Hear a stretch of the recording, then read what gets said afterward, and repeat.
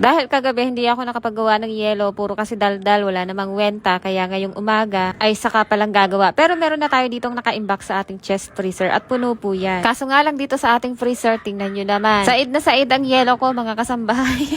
At tatapusin na pala to ni Andeng tsaka ni Don Benok para naman wala na tayong aalalahanin. So, bago yan, pinabuhat ko muna kay Don itong aking ginawang yelo. Alam nyo na, bawal tayo magbuhat ng mabigat. At sila pa din naman po yung gagawa. Wala namang iba kapag may pinapagawa ako dito sa bahay. Talagang ang backup dancer ni Don Benok, ito si Andeng. So ako, ito naman, nasa tindahan nga pala ako gumagawa ng yelo para kahit may bumili ay naandun tayo. So bali, makakatatlong galon nga pala ako dito. Pero kayang-kaya yan mga kasambahay, basta't malakas yung tagas ng ating galon. So ayan na nga dito at maghahalo na nga pala sila ng pang-asinta. At ako naman talagang busy. At dahil kulang na kulang pa yung aking ginawa, heto, gumawa na naman ako ulit. At pasensya na nga pala sa balde namin, talsik-talsik po yan ng semento. Pero sa labas lang naman yan, sa loob po ay malinis yan. Baka kasi yung iba, yun na naman ang makita, hindi yung ginagawa ko.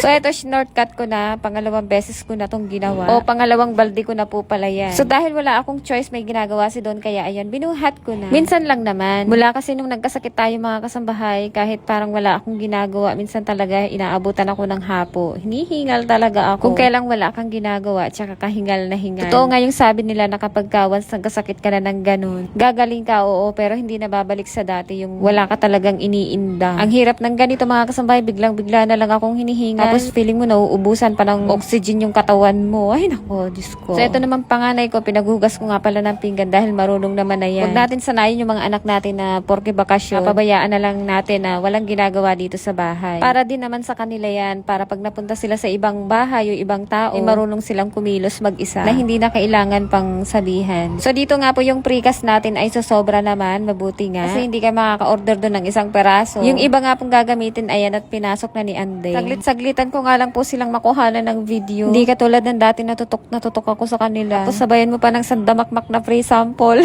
Ay, thank you Lord. Gustong-gusto ko tong problemang to. So pagkatapos nga ako, heto, nakagawa pala ako ng ice cream. Bali, 2 set nga pala yan. Puro vanilla lang naman yung ginagawa ko. Tapos nilalagyan ko lang po yan ng toppings. Ang benta ko dyan ay 10 pesos. Nakakagawa ako sa isang set ng 30 pieces. Kaya pwedeng-pwede na. Lalo na't meron naman tayong stand mixer. Mas lalong napapabilis yung ating ginagawa. So ayan na, pagkatapos nga umakit ako dito sa taas para buksan nga yung isang parcel ko. First time ko magkaroon ng handbag mga kasambahay kasi karamihan talaga may kasama siyang sling bag. Napakasimple lang naman ito. Puro bulsa, walang zipper sa pinakabag. Meron lang zipper dito sa may pocket. Tapos magnetic din po yung kanyang lock. At ito naman po yung kanyang pinaka-strap. O, maliit lang po yan mga kasambahay kasi shoulder bag lang po yan. So ayan na nga po at inilagay ko na. Syempre, ako na nagkakaroon ako ng mga gamit na katulad nito na hindi ko naman dati nakukuha. So ganyan lang yung pinaka-itsura niya. Tamang-tama to kapag may pupuntahan ka lang ng mga kaklase mo o ng katrabaho mo. Yung pakikay lang na wala kang dadalhin ng kahit ano, yung cellphone lang tsaka yung mga makeup mo.